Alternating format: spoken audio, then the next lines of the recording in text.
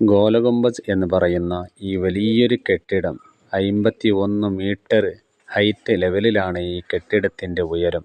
1659 ഇത് നിർമ്മിച്ചിരിക്കുന്നത്. മുഹമ്മദ് ആദിൽ ഷാ എന്ന് പറയുന്ന ബിജാപ്പുരയിലെ ഒരു വ്യക്തിയാണ് ഇതിൻ്റെ നിർമ്മാതാവ്.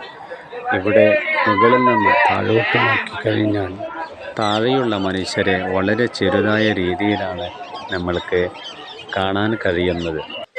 ഇതിൻ്റെ ഉൾഭാഗം വളരെ ഇരുട്ടാണ്.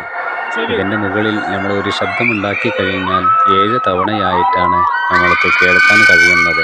ഇതിൻ്റെ ഉൾവശത്തുള്ളതായ മതിലിൽ നമ്മൾ ഒരു ശബ്ദം ശ്രവിക്കുകയാണെങ്കിൽ വ്യത്യസ്തമായ രീതിയിൽ നമ്മൾക്ക് ശബ്ദങ്ങൾ കേൾക്കാൻ കഴിയും. അത്രയും മനോഹരമായ അത്ഭുതകരമായ ഒരു കെട്ടിടമാണ് ഗോലഗുംബസ് എന്നുള്ളത്.